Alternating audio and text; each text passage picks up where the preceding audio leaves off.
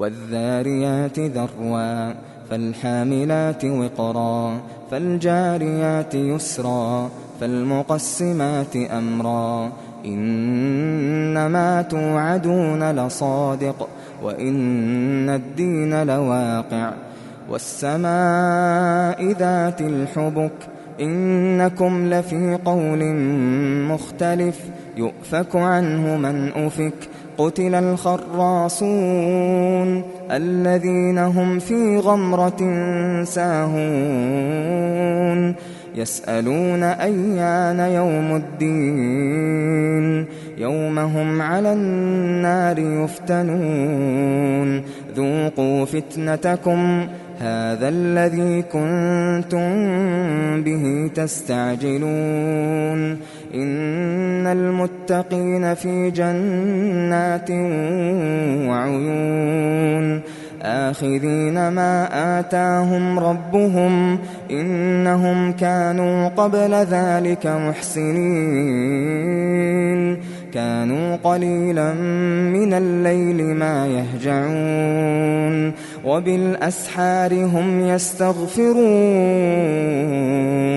وفي أموالهم حق للسائل والمحروم وفي الأرض آيات للموقنين وفي أنفسكم أفلا تبصرون وفي السماء رزقكم وما توعدون فورب السماء والأرض إنه لحق مثل ما أنكم تنطقون هل أتاك حديث ضيف إبراهيم المكرمين إذ دخلوا عليه فقالوا سلاما قال سلام قوم منكرون فراغ إلى أهله فجاء بعجل سمين فقربه إليهم قال ألا تأكلون فأوجس منهم خيفة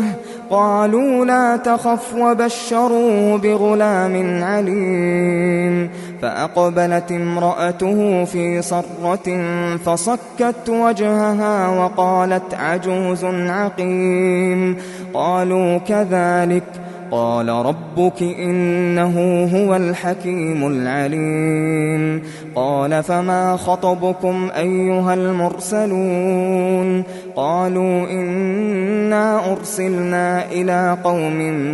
مجرمين لنرسل عليهم حجارة من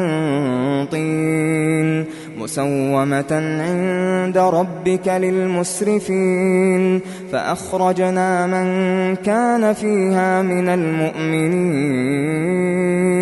فما وجدنا فيها غير بيت من المسلمين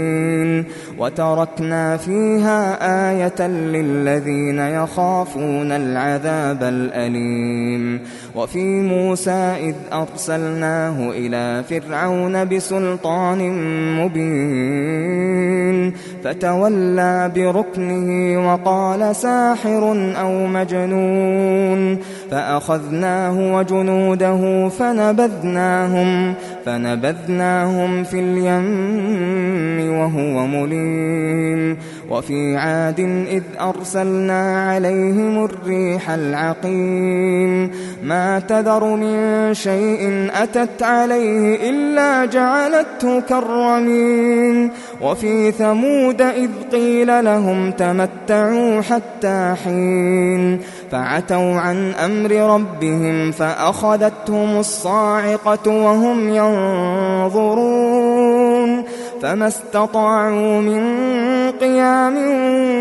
وما كانوا منتصرين وقوم نوح من قبل إنهم كانوا قوما فاسقين والسماء بنيناها بأيد